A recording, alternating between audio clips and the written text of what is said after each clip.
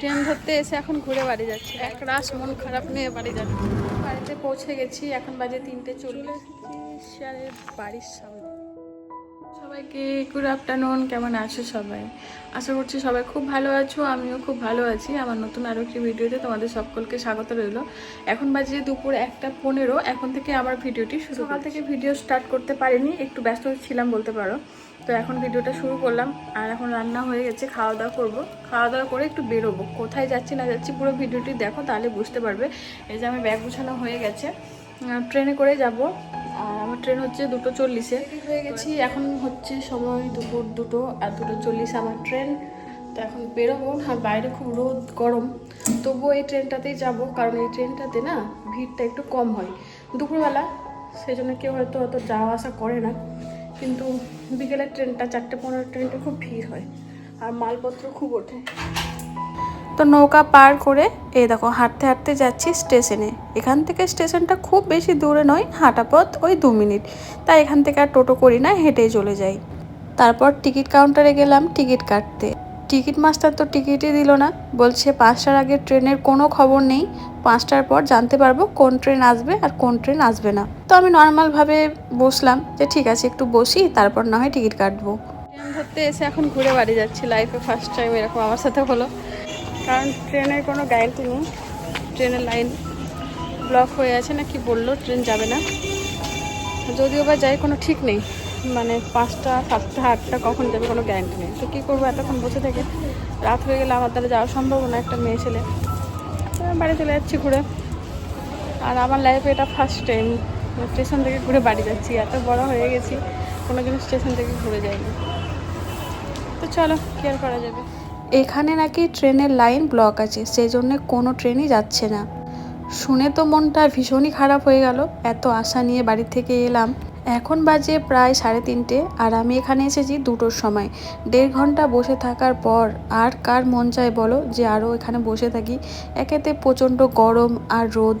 এখন বাড়ি যাই, এক রাশ মন খারাপ নিয়ে বাড়ি যাচ্ছি। এখন মুখে হাসি আছে ঠিকই, কিন্তু ভেতরে ভেতরে অনেক কষ্ট হচ্ছে, অনেক আশা নিয়ে যাচ্ছিলাম।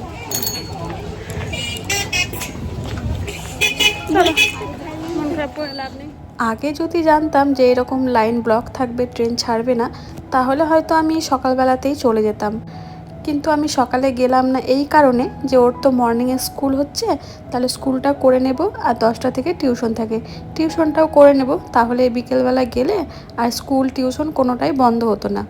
আর মাত্র 2-3 দিন ক্লাস হবে, তারপরে গরমে ছুটি পড়ে যাবে, সেই কারণে এখন স্কুল যাওয়াটা খুবই ইম্পর্টেন্ট। তার উপরে চলছে নাচের রিহার্সাল। 2 দিন পরে ছেলের স্কুলে একটা প্রোগ্রাম আছে, তো সেখানে ওর নাচে নাম আছে। তো প্রত্যেক দিন স্কুল যাওয়াটা বাধ্যতামূলক, কারণ নাচের রিহার্সাল চলছে, না গেলে তো নাচটাও তুলতে পারবে না বা করতেও পারবে না, সেই জন্য স্কুলটা যেতেই হচ্ছে। গেছি, এখন বাজে 3:40। এখন যদি আমি রাইট টাইমে ট্রেনে যেতে পারতাম, তাহলে এতক্ষণ অর্ধেক রাস্তা পার হয়ে যেতাম। কিন্তু দুঃখের বিষয় যেতে পারলাম না। তো ড্রেস চেঞ্জ করে নিই, এখন এইভাবে একটু রেস্ট করব। তারপর বিকেলবেলা যাব হচ্ছে একটা জায়গা, সেটা হচ্ছে আমার ছেলের ড্রয়িং স্যারের বাড়ি। কারণ তোমরা যে দেখেছো আগের ভিডিওতে, আমার ছেলে ড্রয়িং পরীক্ষা দিয়েছিল, মানে পরীক্ষা না, কম্পিটিশান চলছিল, ওদের কম্পিটিশানের নাম দিয়েছিলাম। তো সেখানে ও ক বিভাগে 3rd হয়েছে, তো সেখানে প্রাইজ পেয়েছে।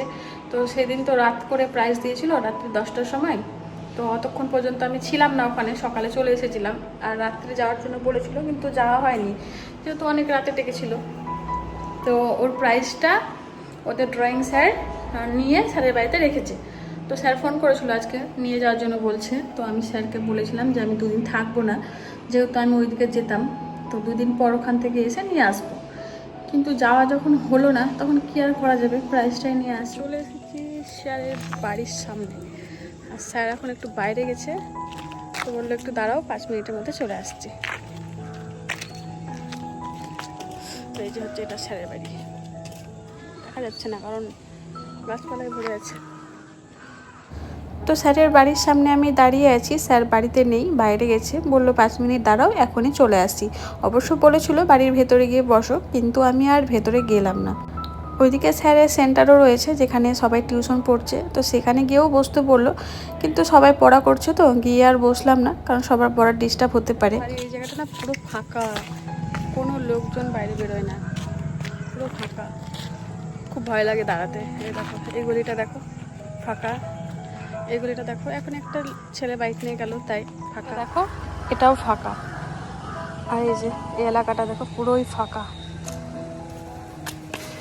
দাঁড়িয়ে থাকতে একটু ভয় লাগে, যদিও ভয়ের কিছু নেই, এখানে সবাই পড়ছে।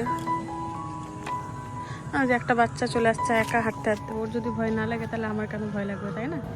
আর এই দেখো সেই জিনিসটা যেটা দেখে সারাদিনের মন খারাপটা এক নিমিষের মধ্যে কোথায় যেন হারিয়ে গেল। সারাদিনে যতটা মন খারাপ হয়েছিল তার থেকে দ্বিগুণ দ্বিগুণ দ্বিগুণ বেশি আমার মনটা ভালো হয়ে গেছে এটা দেখার পরে। তো এই দেখো থার্ড প্রাইজ ছিল, তবুও একটা টিফিন বক্স দিয়েছে, একটা ট্রফি দিয়েছে আর সার্টিফিকেট দিয়েছে।